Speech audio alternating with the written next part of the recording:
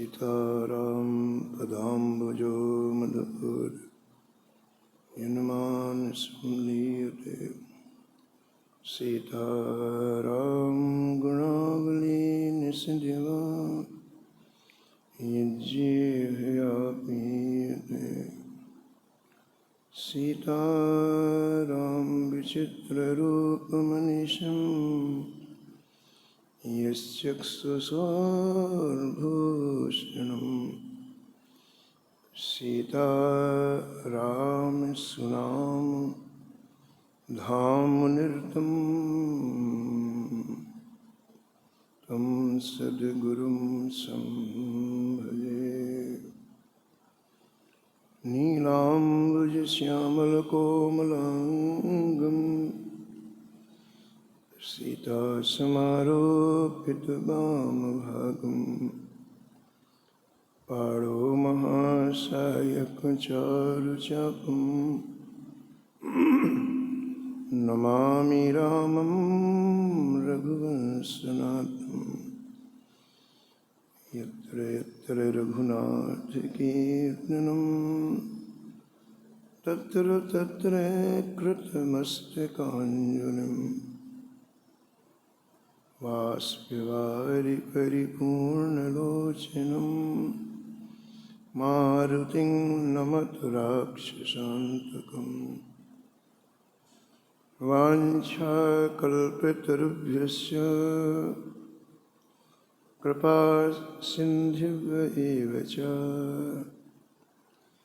पतितानां पावनेभ्यो श्रीवैष्णवेभ्यो नमो नमः। भक्ति भगवन्त गुरु चतुरनाम वपुएक। इनके पदवंदन किए नासत विघ्न बने। हरिजु आय विराजिए कथा सुनहु इतिहास। तुम श्रोताया माल के तुम पद रज मम। तुम पीछे जो रहें श्रोता हैं रसखान। इनके सकल मनोरथों पूर्वहु श्री भगवान। राधे राधे गोविंद गोविंद राधे।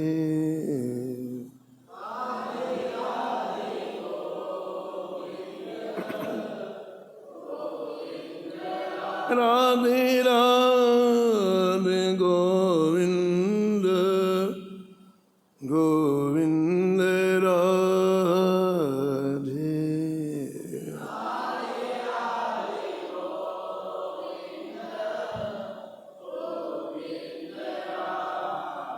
गोविंद राधे बोलो गोपाल राधे।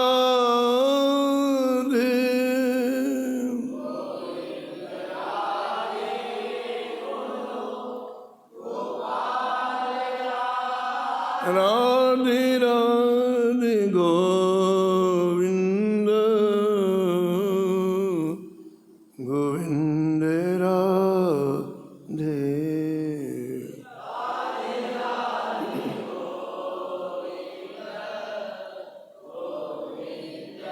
राधे राधे गोविंद गोविंद राधे।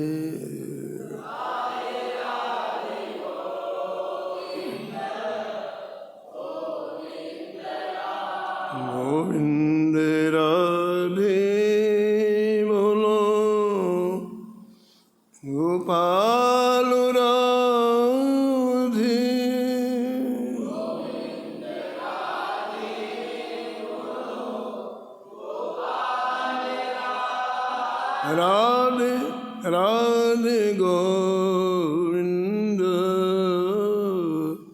गोविंद राधे।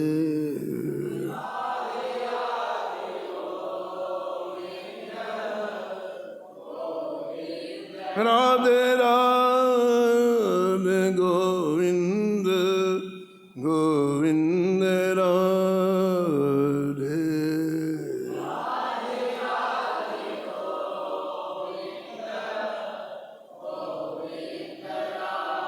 गोविंद राधे बोलो गोपाल राधे।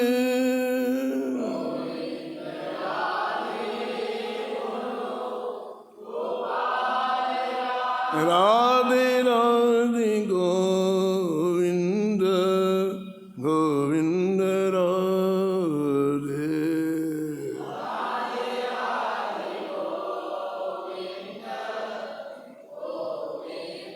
राधे राधे गोविंद गोविंद राधे।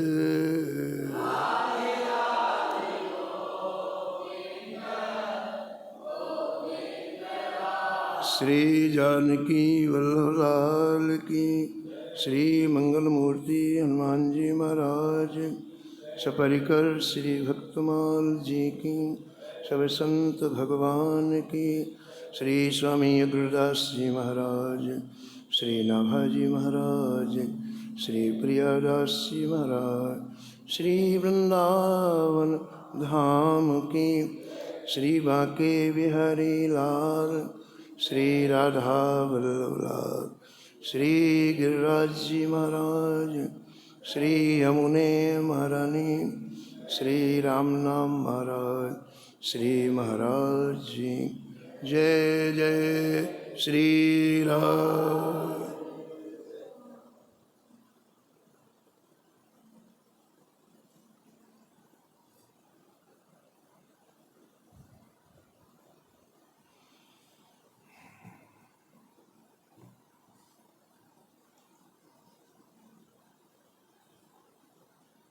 हरि से ऐसे प्रीत हरिदास के,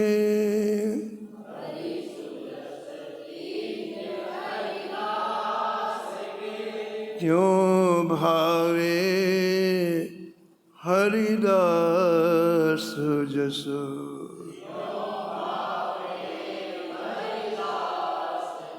नेह परस्पर अघट निवहीं चारों जुग आयो।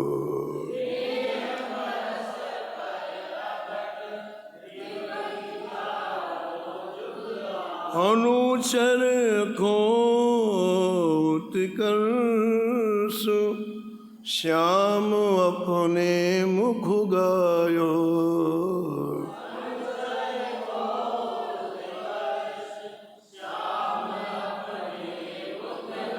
ओत प्रोत अनुराग प्रीत सभी जग जाने।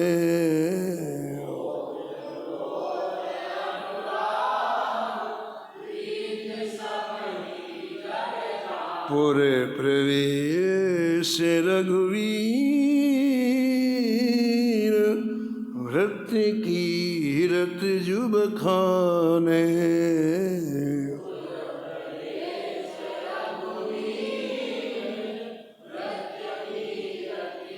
अगर अनुग गुण बरणते सीतापति नित होए बसो।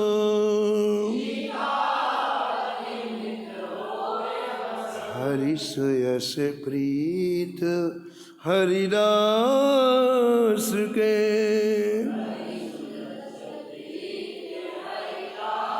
त्यों भावे हरिदास यस।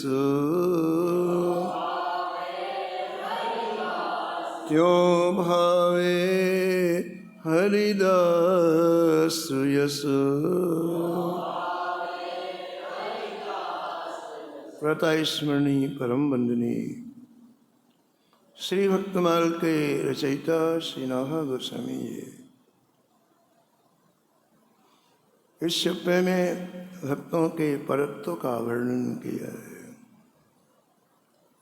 श्री प्रिया प्रीतम युगल सरकार, श्री राधा माधव, श्री सीताराम भक्तों को कितना चाहते हैं। नाभाजी महाराज कहते हैं कि जो भगवान के लाडले दुलारे संतों के परम पावन चरित्रों में अवगाहन करते हैं, इन चरित्रों का कथन करते हैं, अनुमोदन करते हैं, उन्हें और कुछ करने की आवश्यकता नहीं, क्योंकि केवल चरित्र मात्र श्रवण करने से युगल सरकार उनके वश में हो जाते हैं। होए बस ये चरित्रों का दिव्यत्व दिखाया है कि कितने ये चरित्र श्री ठाकुर जी को प्रिय हैं कि ठाकुर जी उनके अधीन हो जाते। जिनका चरित्र उनके तो अधीन है ही, लेकिन इन चरित्रों को जो सुनता है ठाकुर जी उसके अधीन हो जाते हैं। और इसलिए जितने भक्तों के चरित्र आए उनकी फलश्रुति में यही लिखा है कि यदि आप इन चरित्रों को श्रवण करेंगे, मनन करेंगे, चिंतन करेंगे, तो आपके हृदय में भगवान की भक्ति प्रकट हो जाएगी, आप भक्त हो जाएंगे। भक्ति प्रियो माधवा ऐसा लिखा हुआ है। भगवान को भक्ति बहुत अच्छी लगती है। या हम ये कहें कि यदि भगवान कोई हमसे संबंध मानते हैं तो केवल भक्ति का मान। भक्ति है तो ठाकुर जी की आपकी तरफ देखेंगे, नहीं देखेंगे ही नहीं। और कोई संबंध भगवान मानते ही नहीं। और वो भक्ति इन संतों के चरित्र श्रवण करने से आ जाती है। कह रघुपति हाँ, कह रघु सुन भामिनी बाता,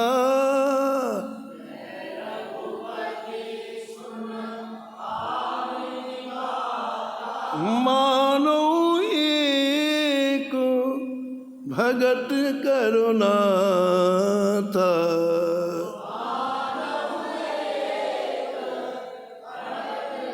मानो एक भगत करुणाता।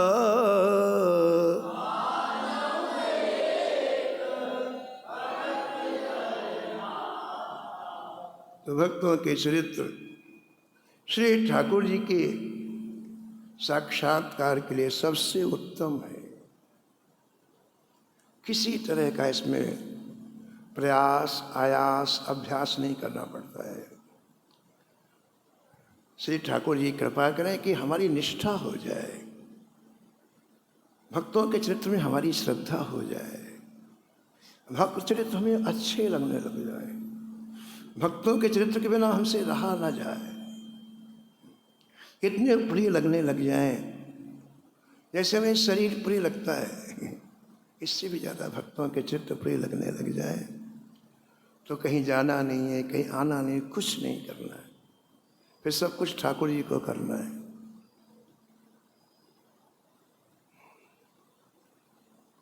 तो आप पूर्व प्रसंग में श्रवण कर रहे थे कि श्री अम्बरीश जी के चरित्र को राजकुमारी ने सुना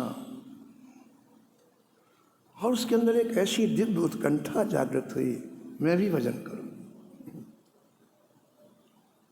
हमारे अंदर उत्कंठा मर गई है, किसी के मन में इच्छा ही नहीं होती कि हम भजन करें, हम श्री ठाकुर जी को लाल लड़ाएं।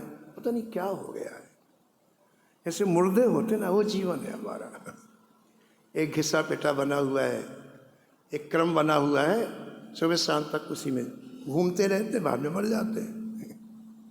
इच्छा ही नहीं होती किसी की कि हमारा एक एक दिन जा रहा है, मानव जीवन चला जा रहा है, अरे लाड तो लड़ाएं ठाकुर जी से, क्योंकि हमने संग ऐसा किया है जो केवल संसार ही चाहते हैं। उस संग का ही असर है। अगर महापुरुषों का संग करते तो हमारे अंदर भी तीव्र उत्कंठा होती, हम भी रोते। महाराज, एक बहुत अच्छे संत ने एक बहुत अच्छी बात कही, भगवान जिससे मिलना है वो तो हम करते हैं, बिल्कुल नहीं। हम क्रियाएं करते हैं, मंदिर जाएंगे, फूल चढ़ा देंगे, आरती कर देंगे, ये बाहर की क्रियाएं हैं। मन मन मन जो ठाकुर जी को चाहिए वो तो लगता ही नहीं बाबा। पहली दूसरी बात, मन कैसे लगे इसकी पीड़ा भी तो नहीं होती। मन नहीं लग रहा ठीक है, लेकिन उसका दर्द हो, उसकी पीड़ा हो, छटपटाहट हो, और जब छटपटाहट होगी ना तो हम रोएंगे। कम से कम हर व्यक्ति को 1 घंटे अकेले में रोना चाहिए कि जय जय हम जिस लिए आए वो काम नहीं हो रहा है। एक कोई व्यक्ति के हृदय में भजन की इच्छा हुई तो लोग या तो अयोध्या जाते या वृंदावन आते, तो अयोध्या जी गए। तो वहाँ उनको किसी महापुरुष से दीक्षा लेनी थी। उन्होंने देखा कि लिखा हुआ श्री तुलसीदास आश्रम ऐसा लिखा, उनका यहीं जाके दीक्षा ले लेते हैं। तो गए थे, एक संत बैठे थे, बड़ी गद्दी में बैठे थे, बड़े सुंदर वस्त्र पहने थे, मालाएं पहने थे, और तो जाके प्रणाम किया। उसने कहा महाराज आप मुझे श्री ठाकुर जी का मंत्र दे दीजिए जिसमें मेरी गति हो जाए। गति का मतलब आवागमन ये जो लगा हुआ है, बार बार जन्म लेना, बार बार मृत्यु का, इससे छूट जाए और ठाकुर जी के धाम में ये गति है। तो मुझे आप दीक्षा दे दीजिए, मुझे मंत्र दे दीजिए जिसमें मेरी गति हो जाए। तो महात्मा बोले देखो भाई,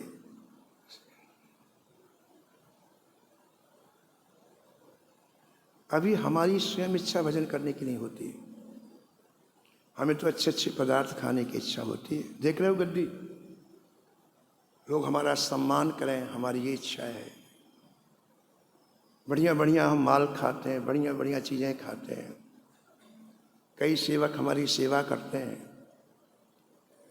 देखो भैया, हम जब स्वयं भजन नहीं करते तो हमारे मंत्र से तुम्हारी गति नहीं होगी। तुम किसी दूसरे संत के पास जाओ।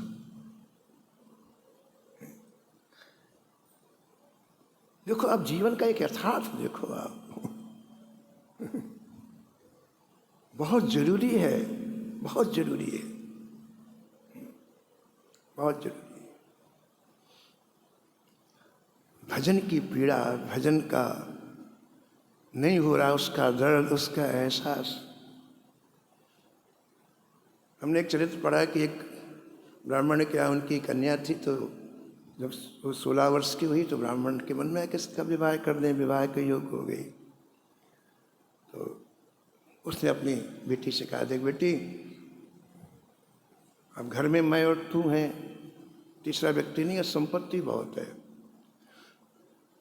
तो ये तेरा विवाह नहीं करूँगा मैं तो लोग कहेंगे देखो संपत्ति को बचाने के लिए ऐसा किया है, इसलिए बेटा मैं तेरा विवाह करना चाहता हूँ और भरपूर संपत्ति देना चाहता हूँ। इतनी बढ़िया बात कही उस कन्या ने। देखो आप सोचो, आप उसने कहा पिताजी मेरी तो एक ही इच्छा है कि मैं भगवान का भजन करूं। ये अंदर इच्छा होनी चाहिए महाराज। इच्छा ही मर गई। देखो आप कैसा जीवन है हमारा, कहाँ फंसे हुए हैं हम। किसी की इच्छा ही नहीं कि हमको भजन करना है। उस कन्या ने कहा पिताजी मेरी एक ही इच्छा है कि मैं भगवान का भजन करूं। लेकिन आपको यदि कोई परेशानी हो रही है कि मेरे विवाह न करने से आपकी लोग निंदा करेंगे, आपको कुछ कहेंगे तो मैं कर लेती हूँ विवाह, लेकिन मेरा लक्ष्य तो भजन है। और पिताजी, मैं विवाह करने के बाद मैं पति को समझाऊंगी कि तुम दूसरा विवाह कर लो। देखो उसके अंदर का भाव देखो, तुमको अपना वंश चलाना है, तुम दूसरा विवाह करो। और जब तक विवाह करने के बाद उसको संतान नहीं होगी तब तक मैं वहीं रहूंगी, और जब संतान हो जाएगी, थोड़ी बड़ी हो जाएगी, तब मैं श्री अयोध्या जाके भजन करो। आप देखो, बाहर का कोई दिखावा नहीं, बाहर की कोई किसी तरह के मान प्रतिष्ठा की इच्छा नहीं। हम तो चाहते हैं कि हमारी हर बात को दुनिया देखे, कैसा युग आ गया, हर चीज दिखाना चाहे, अंदर कुछ भी नहीं। इतना खतरनाक युग है कि अंदर सूखा है, लेकिन हम हर चीज दिखाना चाहते हैं हर व्यक्ति को। इससे सर्वनाश हो रहा है। एक जीवन देखो आप, महाराज जी उसने विवाह कराया, विवाह करने के बाद वो पति के साथ गई, पिता ने खूब धन दिया, दहेज दिया। वहाँ जाने के बाद कुछ महीने के बाद उसने पति से आग्रह किया कि आप विवाह करो, मैं भजन करूँगी, मैं भजन के लिए आई हूँ यहाँ पर। उसकी वाणी का प्रभाव पड़ा पति के ऊपर, उसने दूसरा विवाह कर लिया। विवाह करने के बाद वहाँ रही, उनके संतान हो गए, बड़े बड़े हो गए, 7-8 साल के बालक हो गए। तो उसने कहा अब मैं श्री अयोध्या जाऊँगा। पति ने कहा मैं पहुँचाने के लिए चलता हूँ। पति उसे पहुँचाने के लिए श्री अयोध्या गया। अयोध्या में जाकर के एक संत से उन्होंने दीक्षा ली, और दीक्षा लेने के बाद एक अपनी कुटिया बनवाई, ऐसी कमी थी नहीं, कुटिया बनवाई, अपने पति को दीक्षा दिलवाई। देखो ये है, हम भजन करते हैं, हमें भजन का महत्व पता, उसे नहीं सामने वाले को। तो हमारा कर्तव्य होता है समझा के बुझा के उसको भजन में लगा दें। तो उसको पति को दीक्षा दिलाई, पति चला गया वापस, और उसने हमारे कुटिया में रहकर भजन करना पाया। हमने एक कथा इसलिए आपको सुनाई कि उसने एक नियम बनाया महाराज जी कि उस समय जितने संत वहाँ रहते थे आश्रम में, जब सब सो जाते तो रात्रि में 2 बजे उठकर सबकी परिक्रमा करती। जितने संत वहाँ रहते उस आश्रम में उनकी रोज परिक्रमा 2 बजे रात में करती। ठीक है, इसका मतलब ये होता है कि संतों का वंदन करने से हमारा भजन बढ़ता है, संतों का वंदन करने से हमारा अहंकार गलित होता है। देखिए ये चीज़ें बाहर तो आप इसके शिकार हो जाएंगे, शिकार। हर जगह अहंकार बढ़ाने वाली चीज़ें हैं, हर जगह मान सम्मान पाने की इच्छा है। यानी हम कोसों दूर जा रहे हैं ठाकुर जी के भक्ति से, ठाकुर जी की प्राप्ति, लेकिन संतों के पास जाते ही वो खुराक बनने लगती है। वो रोज सब किसी को पता नहीं, किसी के बात पता नहीं, परिक्रमा करती है। प्रातःकाल जब श्री ठाकुर जी की श्रृंगार आरती हो जाती, वही महिला फिर संतों के पास जाती। अब अलग अलग प्रकृति के संत रहते हैं, कोई बात कर रहे हैं, कोई कुछ कर रहे हैं, कोई कुछ कर रहे हैं, कोई। तो वो महिला प्रणाम करती, कहती महाराज आपने घर बार छोड़ा, परिवार छोड़ा, और आप यहाँ के भजन नहीं कर रहे हो तो गति कैसे हो? देखो आप कितनी चिंता, कितने संत महाराज दिन भर अखबार पढ़ते हैं, अगर दो गई यार, हद हो गई यार। उसने कहा कि आप सब कुछ छोड़ करके वृंदावन में आए हैं, आप भजन नहीं, आपकी गति कैसे हुई? बिना भजन के गति नहीं होती। एक एक महात्मा के पास जाके हाथ जोड़ के प्रणाम प्रार्थना करती, आप भजन करो, आप भजन करो, आप भजन करो। महाराज जी 1 महीने में उसका परिवेश बदल दिया पूरा। सब लोग भजन कर रहे, व्यर्थ की बातें, व्यर्थ की निंदा, व्यर्थ सब बंद कर। और उसमें ब्रह्मचर्य की इतनी ताकत आ गई। महाराज जी लिखा हुआ है कि उस समय खेतों में जो फसल होती है उसी से आश्रम चलते थे। तो एक बैलगाड़ी गेहूं संतों के लिए आता 1 महीने में। जो अभी उसकी ज़्यादा उम्र नहीं है 15-20 वर्ष की उम्र है।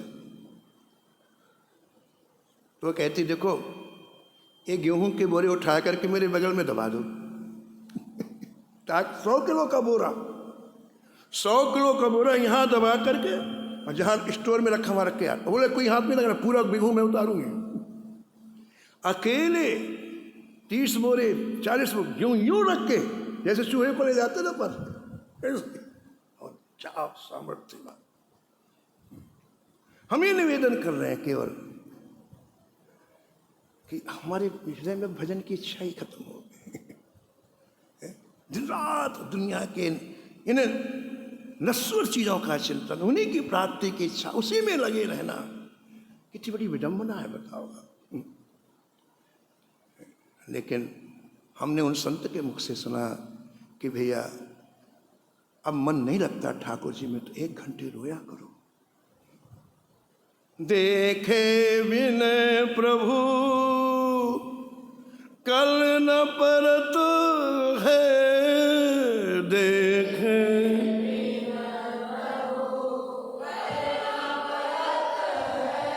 भई क्षमा सिरे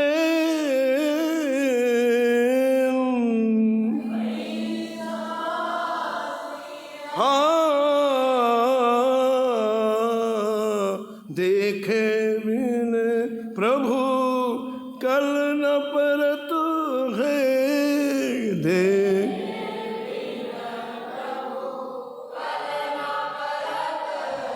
भई क्षमा सिरे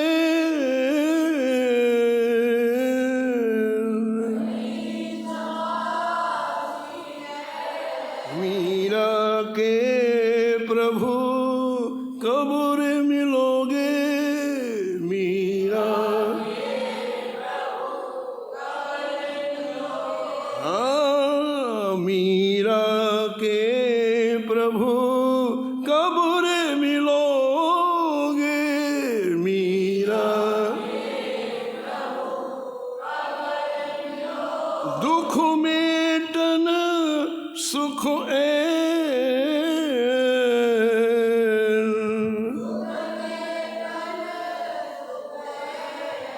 दुखन लागे नैन दरस बिन, दुखन लागे नैन। तो जीवन हमारा कैसा हो गया सोचो आप। जो परम आवश्यक है उसकी कोई जगह नहीं हृदय में। तो इन महापुरुषों के चरित्रों को श्रवण करने से, इन भक्तों के चरित्रों के श्रवण करने से जैसे उस राजकुमारी के हृदय उत्कंठा हुई, मैं भी ऐसा भजन करूंगी, ऐसा जो अभी तक हृदय में संसार का अधिकार था वो गायब हो जाता है और धीरे धीरे भगवान का अधिकार हमारे हृदय में हो जाता है। तो आप सुन रहे थे कि रानी को पहली मुलाकात अम्बरीश जी की हुई और अम्बरीश जी ने एक ही बात कही कि देखो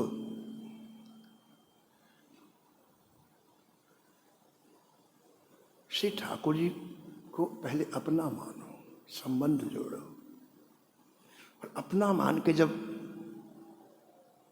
उनकी सेवा करोगी, उनका भजन करोगी तो रस आएगी। एक दूरी की बात होती है, राजा और प्रजा, ये दूरी की बात है। हजारों प्रजा बैठी, राजा थोड़ी किसी को जानता है ना, नहीं जानता ना। हजारों लोग राजा के यहाँ आते हैं, प्रजा बैठी वो किसी को थोड़ी जानता है। हो प्रणाम करते हैं, अपनी भेंट रखते हैं, चले जाते हैं। लेकिन ये दूरी का संबंध है, राजा और प्रजा।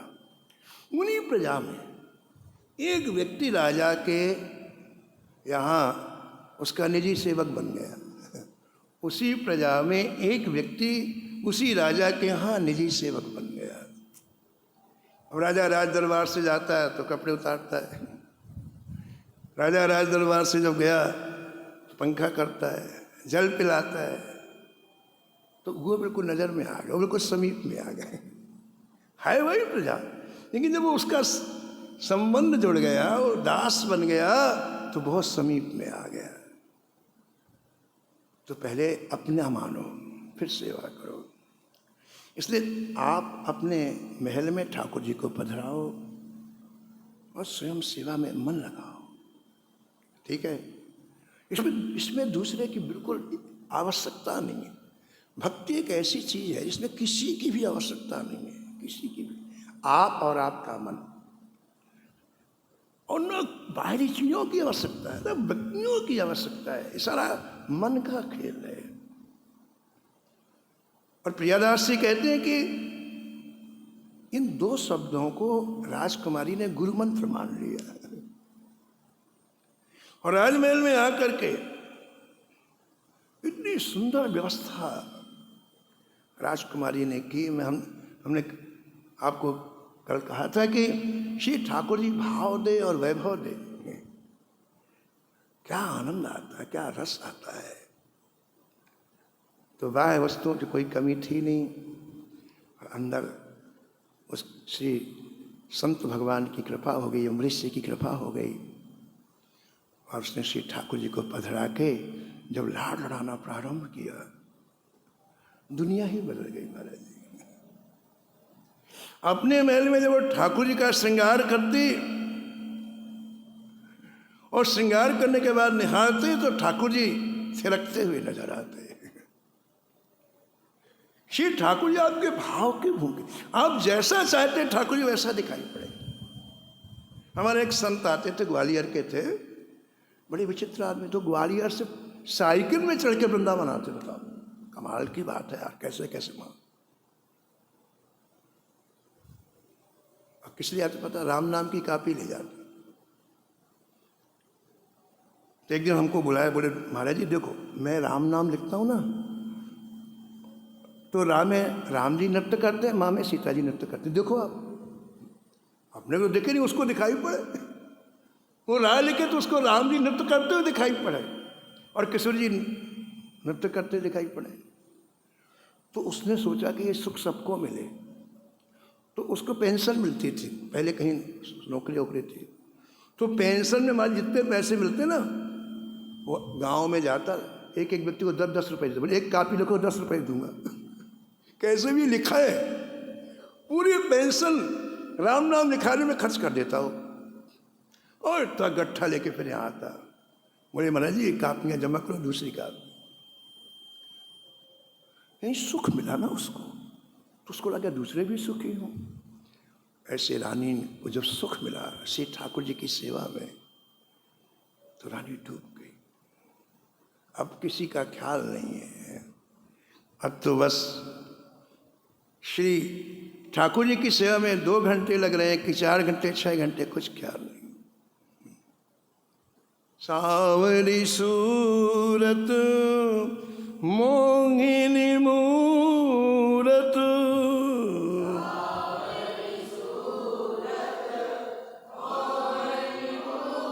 नैना बने विशाल,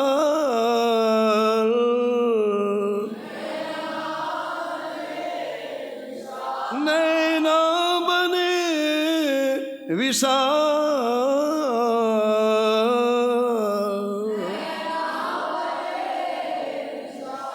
अधर सुधा रस मुरली राजत, अधर सुधा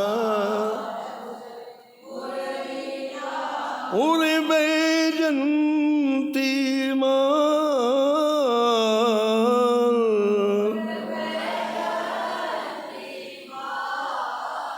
नैनन में नंदलाल बसो मेरे, नैनन में नंदलाल, नैनन में।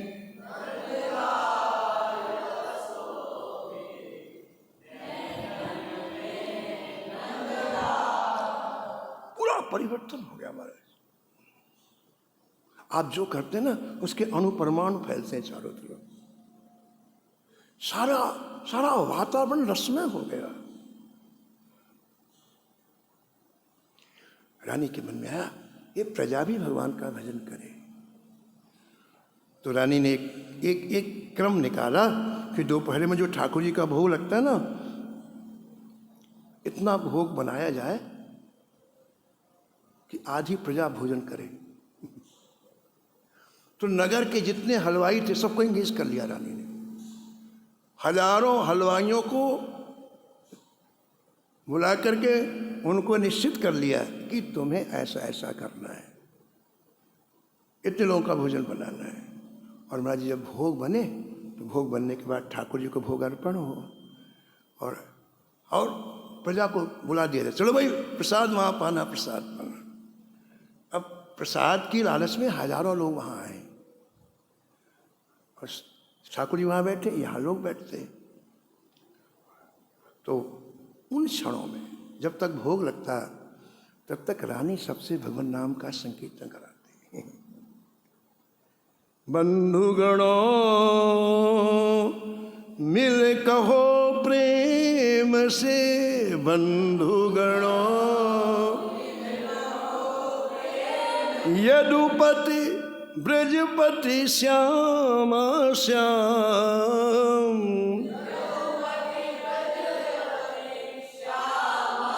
हाँ बंधुगणों मिल कहो प्रेम से, बंधुगणों यदुपति ब्रजपति श्याम श्याम,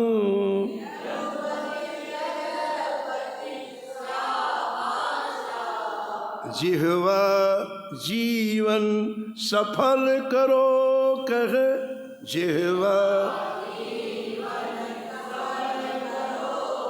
जय यदुनंदन जय घनश्याम,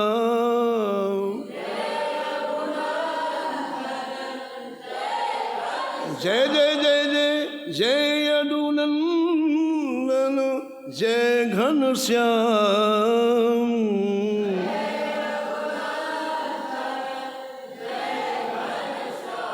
हृदय खोल बोलो मत चूको, हृदय खोल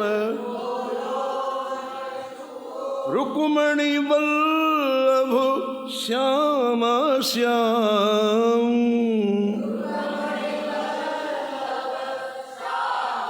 हाँ रुक्मणी वल्लभ श्याम श्याम,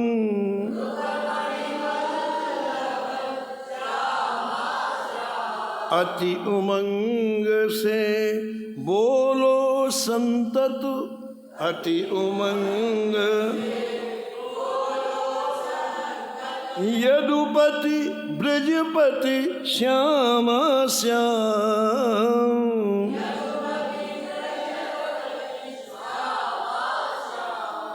श्याम श्याम श्याम श्याम श्याम श्याम।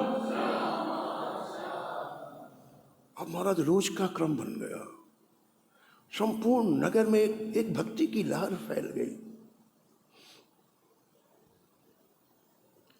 श्री अम्बरीश जी के पास नारद जी महीने एक बार जरूर आते, एक महीने में एक बार आते, सत्संग करते। ये महापुरुष, दिव्य महापुरुष भी सत्संग के लिए रदायत रहते हैं। हमने पूज्य भाई जी का चरित्र पढ़ा, श्री हनुमान प्रसाद पोदार जी का, जो कल्याण के आदि संपादक थे, गीता वाटिका गोरखपुर में रहते थे। उसमें लिखा है कि उनका सत्संग करने के लिए सनकादिक चारों भाई आते थे। बताओ सत्संग की कैसी लालसा है। सिद्ध हो चुके लोग, जीवन मुक्त ब्रह्म पर चरित्र सुनई तज ध्यान। ये जीवन मुक्त के सत्संग नहीं छोड़ पाते। तो नारद जी आते थे सत्संग के लिए अम्बरीश जी के पास, एक महीने में एक बार आते थे। तो आज आए, नारद जी ने बड़ा सम्मान किया। और आज जो ठाकुर जी का बाल भोग लगा था वो सामने रखा। बोले महाराज पहले आप बाल भोग पाओ, फिर अपन बात करेंगे। तो अभी नारद जी बैठे थे कि इतने में कानों में आवाज पड़ी।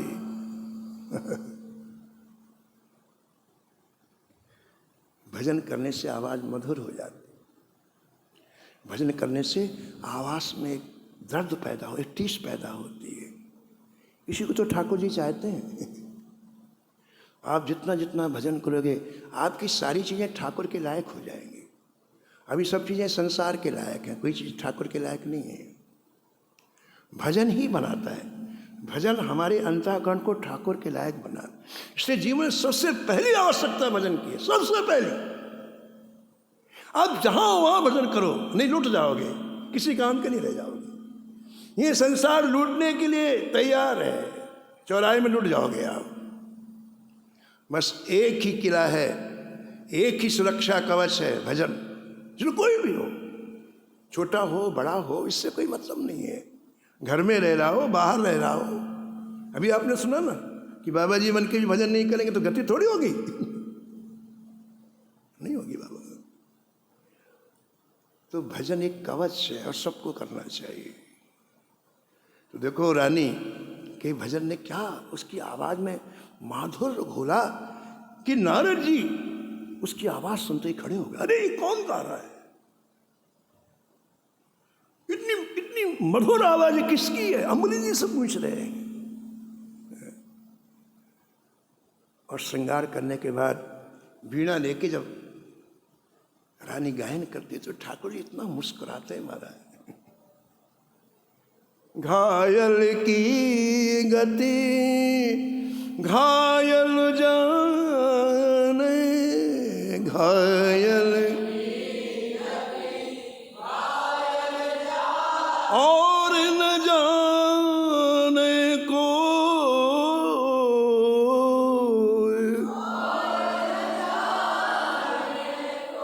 और न जाने को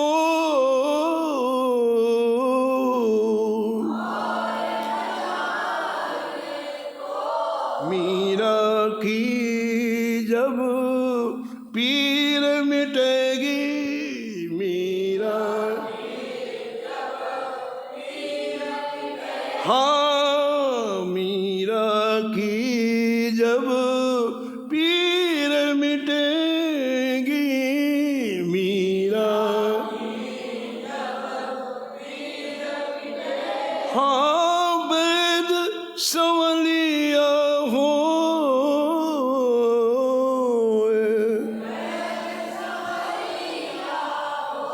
वेद संवलिया हो,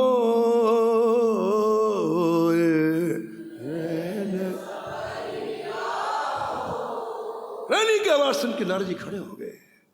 हम इसने कहा महाराज क्या बात, अभी तो आप आए। बोले महाराज क्षमा करना, जिसकी आवाज में उसका दर्शन करूंगा मुझसे रहा नहीं जाता। किसकी? आप पहले बताओ किसकी आवाज? ये कहाँ रहती हैं? अम्बरीश जी ने कहा बताओ, हमारा इतना बड़ा अपमान, हमारे पास नहीं बैठते। अम्बरीश ने कहा ये अभी अभी एक रानी आई हैं, वही अपने निवास में श्री ठाकुर जी को प्रातःकाल पद सुनाती हैं श्रृंगार करने के बाद, ये उन्हीं की आवाज़। ठीक हम जा रहे। अम्बरीश जी के महल से नारद जी आए और हमने आपको पहले बताया कि बगल में था, केवल 10 फीट की दूरी थी अम्बरीश जी के महल से और छोटी रानी के महल में 10 फीट की दूरी थी। चले गए और रानी डूबी, उन्हें पता नहीं बाहर कौन आ रहा है क्या आ रहा है, कुछ पता नहीं। तो नारद जी सीधे चले गए महाराज, श्री ठाकुर जी यहाँ विराजमान थे। और जैसे रानी ने नारद जी को देखा तो तुरंत खड़े होकर बड़ा सम्मान किया, तुरंत दिव्य आसन में विराजमान कराया। और जिस थाली से श्री ठाकुर जी का पूजन करती थी उससे नारद जी का पूजन किया, आरती किया, वंदन किया। श्री नारद जी ने श्री ठाकुर जी का दर्शन किया, बाग बाग हो गए। जैसे अम्बरीश जी ने ठाकुर जी को का बाल भोग खिलाया ना, ऐसे रानी ने भी ठाकुर जी का बाल भोग ला करके श्री नारद जी के सामने रखा। तो नारद जी गिनने लग गए कितने आइटम बाल भोग के हैं। भाई जिसको पाना है वो देखता है ना कि क्या क्या पाना है। तो नारद जी ऐसा देखने लग गए। अब 10-20 तरह के व्यंजन होते तो गिन लेते, और तो महाराज गिनती नहीं, इतने व्यंजन ठाकुर जी के लिए बनते बाल भोग में। तो नारद जी को आनंद आता ना, यहाँ की बात थोड़ी सी वहाँ का आनंद आता है। नारद जी ने कहा, रानी जो हमारे यहाँ ये सिखाया गया है, यदि भूख ना हो तो बांध के ले जाओ। हमारे संतों में सिखाया गया, भूख ना हो तो बांध के ले जाओ। हमारे यहाँ श्रीधाम वृंदावन में भक्तमाल के विश्व पिता में श्री परम पूज्य जगन्नाथ प्रसाद भक्तमाली जी कहते थे, भाई जब भी वृंदावन में निकलो तो एक थैला टांग के निकला करो। बोले क्यों? बोले कुछ ना कुछ वृंदावन देते हैं तो रखोगे कहाँ? थैला टांग के निकला करो, कुछ ना कुछ यहाँ मिलेगा ही। ये वृंदावन की महिमा है। तो नारद जी बड़े कौटकी हैं, एक पोटरी में सब बांध लिया महाराज, सब तरह के व्यंजन बांध लिया। बोले नारायण, चल दिए वहां से। अम्बरीश जी इंतजार कर रहे थे, अम्बरीश जी के पास है, बोले एक दूसरी टेबल लाओ, आ गई। और रानी के यहाँ के व्यंजन रखे दूसरी टेबल में। बोले तुम्हारे व्यंजन में मिलाओ, किसके श्रेष्ठ? तुमने भी बाल भोग लगाया? नहीं लगा। अम्बरीश जी नीचे मुख कर लिए। अब रानी के महाराज हजारों व्यंजन, इनके 56 व्यंजन। नारद जी ने कहा, अम्बरीश जी एक बार तो उस छैल छबीले का दर्शन करके आओ, क्या श्रृंगार करती है रानी। आज हमने ठाकुर जी को देखा, आने की इच्छा नहीं हो रही थी। आप भी एक बार जाकर के देखो तो सही, क्या रस बरसता है जब रानी बीना में गाती है, मुरली वारो श्याम हमारो, मुरली वारो हमारो, मुरली वारो श्याम हमारो,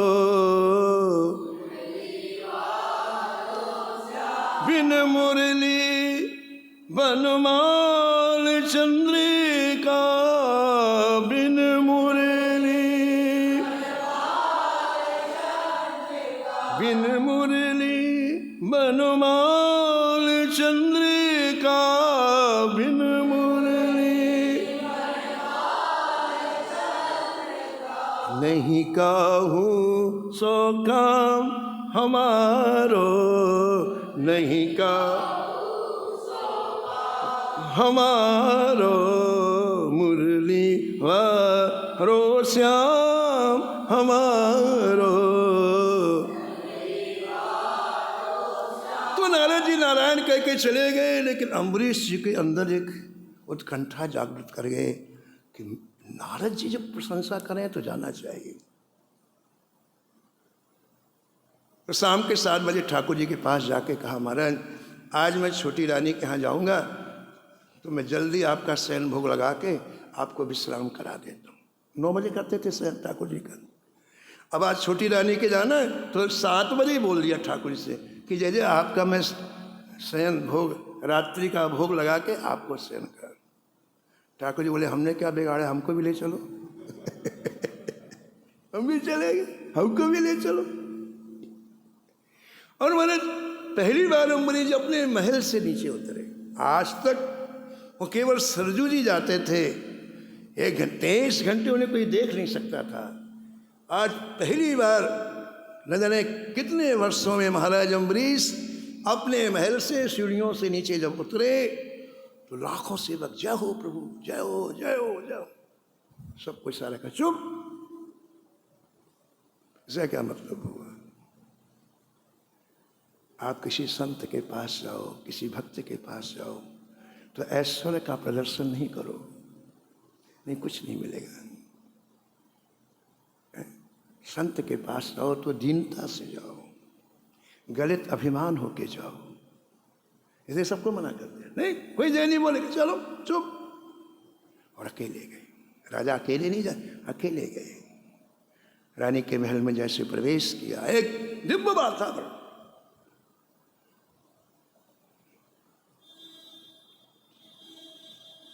रानी को अपने शरीर की सुध भूल जाती जब श्री ठाकुर जी के सामने गायन करती। और वास्तव में आज अम्बरीश जी ने ऐसा दिव्य गायन श्रवण किया तो उनसे रहा नहीं गया। उनको लगा कि मैं समीप में जाके सुनूं। अभी यहाँ आए राजा, गायन हो रहा है अंदर जहाँ ठाकुर जी बैठे, तो पहले तो यहीं खड़े होकर बहुत देर तक सुना, फिर लगा नहीं मैं समीप से सुनूं। तो ऐसे जैसे कांच लगा ना, ऐसे ठाकुर जी के अंदर सबका प्रवेश नहीं था, ऐसे कांच लगे रहते थे। तो राजा आए और धीरे से पुश किया कांच को और अंदर गए। अब देखो भक्ति कितनी सूक्ष्म होती है। राजा के आते ही जो धारा थी वो धारा टूटी। भक्ति में तीसरे का प्रवेश नहीं है। प्रेम गली अति साकरी तामे दो न समाए। एक म्यान में एक ही तलवार रहे, ऐसे प्रेम में आप और आपका प्रेमास्पद तीसरा उसमें आ ही नहीं सकता। तो जैसे पुश किया दरवाजा और महाराज अंदर प्रवेश किया तो धारा टूटी। तो छोटी रानी ने ऐसा मुड़ के देखा और यहाँ का वर्णन इतना बढ़िया प्रियादासी ने किया है, अद्भुत वर्णन करने की शैली देखो इन महापुरुषों की। श्री ठाकुर जी के पास रानी बैठी है, महाराज ने अभी प्रवेश किया है, अभी ठीक कांच के दरवाजे के पास में है। रानी की दृष्टि महाराज के ऊपर पड़ी और रानी की अंतरंग आत्मा ने क्या बोला ये लिख दिया प्रियादासी ने। दृष्टि पड़ी, अंतरंग आत्मा ने कहा अरे राजा आए। राजा का मतलब पति आए, पति देव आए।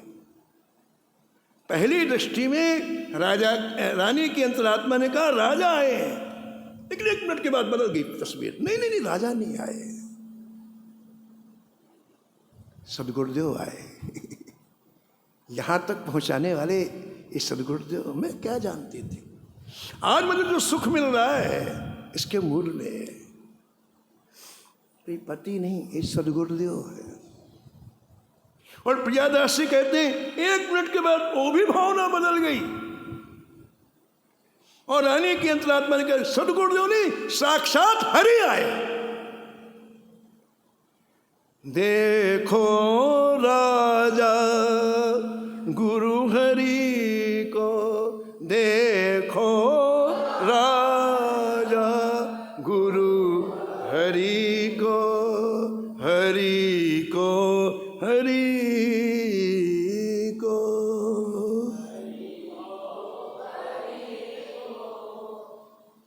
तुरंत श्री ठाकुर जी का थाल लेकर के महाराज को विराजमान करके जब पूजन करने लग गई, राजा ने हाथ पकड़ लिया, मेरा पूजन ये नहीं है।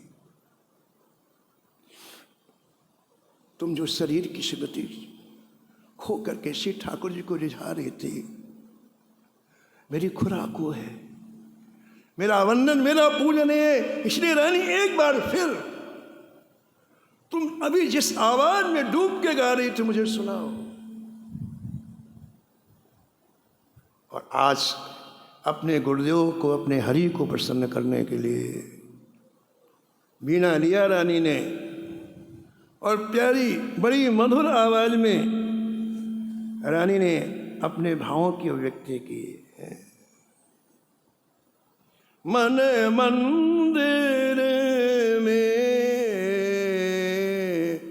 राधा मोहन,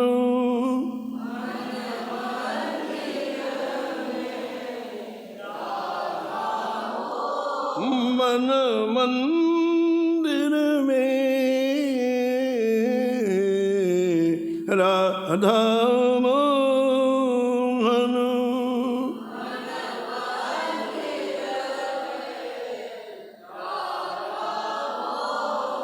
नित्य किशोर किशोरी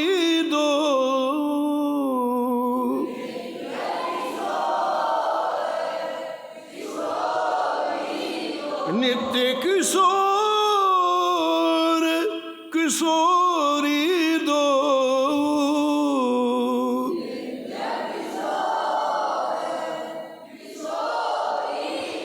करत बिहार निरंतर निसी दिन, करत बिहार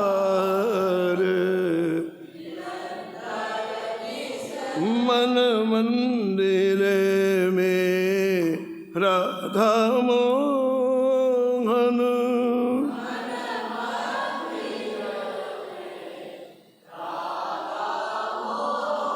नवन कुंज नव लता भवन में, लता भवन में अष्ट कमल दल मृदुल सिंहासन, अष्ट कमल दल प्रमुदित राजत युगल चंद तहाँ,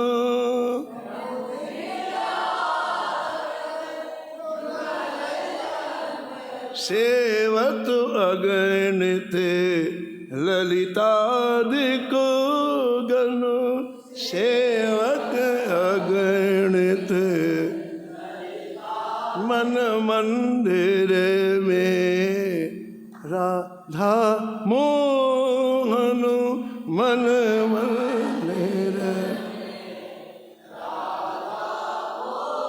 महाराज अम्बरीश और सुनाओ और सुनाओ और सुनाओ, रानी एक के बाद एक सुना रही है। सुबह के 4 बज गए, महाराज 7 बजे गए थे, सुबह के 4 बज गए और राजाओं को जगाने के लिए प्रातःकाल दिव्य संगीत के वाद्यों को बजाया जाता है अनेक राग रागनी में। वो 4 बजे जब प्रातःकाल कानों में संगीत सुनाई पड़ा महाराज, तो अरे सुबह हो गई, ठाकुर जी की सेवा करनी है, सरजू जी जानना है। तब राजा उठे, राजा वहाँ से निकले और महाराज पूरी प्रजा को पता चल गया कि महाराज आज छोटी रानी के महल में गए। 300 रानियों ने इमरजेंसी मीटिंग बुलाई। अरे इसने कौन सा जादू कर दिया, अभी अभी आई महाराज इसके महल में, हम लोगों क्या कभी देखते भी नहीं।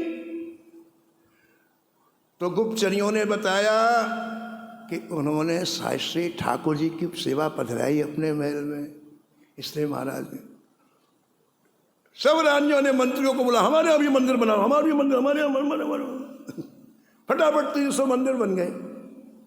और अभी तक जो रानियां इस शरीर में ही लगी रहती थी अब भगवान में लग गई। देखो उसने किसी को कहा नहीं लेकिन कैसा प्रभाव पड़ता है। देखिए अम्बरीश जी उनको नहीं बदल पाए, बदल जाते तो भजन न करते हो। अम्बरीश जी का भजन उन रानियों को नहीं बदल पाया, लेकिन रानी का भजन बदल दिया। 300 मंदिर बन गए, सेवा पूजा करने लग गई। किसी ने अम्बरीश जी से कहा कि महाराज इस समय चारों तरफ आनंद की लहर आ रही है, इन सब की इच्छा है कि 1 मिनट के लिए आप पधार जाएं, क्योंकि अब ये सब सेवा करने लग गई। तो अम्बरीश जी 1-1 मिनट के लिए सब रानियों के यहाँ गए। प्रजा को पता चला कि जो सेवा पूजा करता है महाराज उसके आते हैं, तो पूरी प्रजा ने मंदिर बना लिया अपने अपने निवास में, अपनी अपनी कोठियों में, अपने अपने महल में, सब में बना लिया कि महाराज आ जाएंगे हमारे, कभी दर्शन नहीं होता।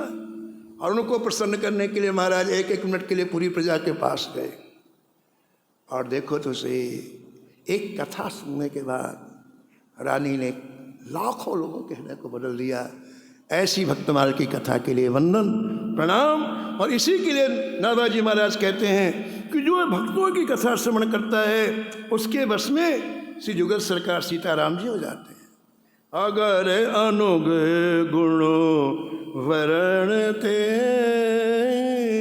अगर अनुग गुण सीतापति नित होए बसो,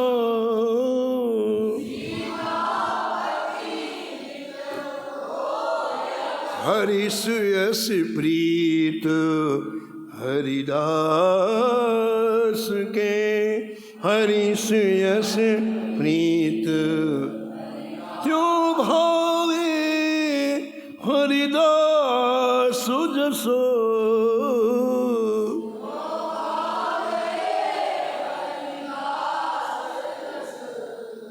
जय जय श्यामा जय जय श्याम, जय जय श्री वृंदावन धाम। नमो नमो श्री भक्त सुमन, जाके सुनत महात्म नासत, बुरी झलकत राधा नंदलाल।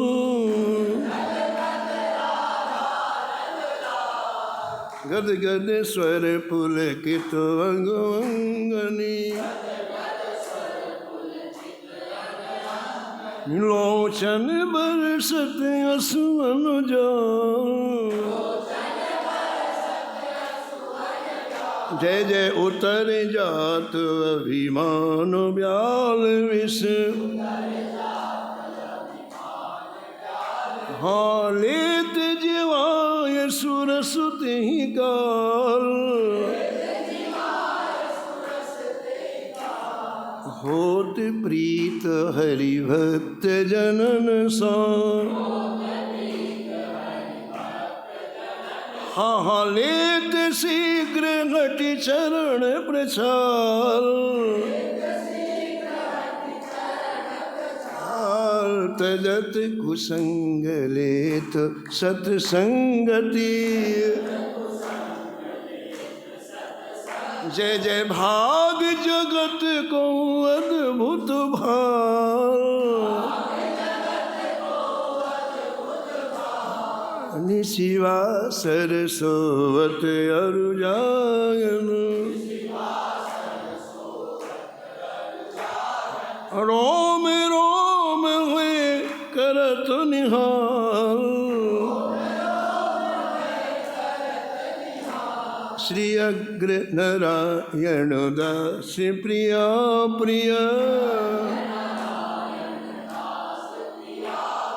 प्रगटी जीवन रसिक रसाल। नमो नमो श्री भक्त सुमा,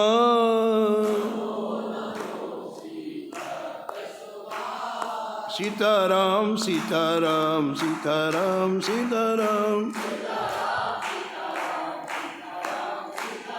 राधे श्याम राधे श्याम राधे श्याम राधे श्याम। जय जय सीताराम सीताराम सीताराम सीताराम, हाँ राधे श्याम राधे श्याम राधे श्याम राधे श्याम। जय जय सीताराम सीताराम सीताराम सीताराम, राम राधे श्याम राधे श्याम राधे श्याम राधे श्याम। श्री जानकी वल्लभ लाल की, श्री मंगल मूर्ति हनुमान जी महाराज की।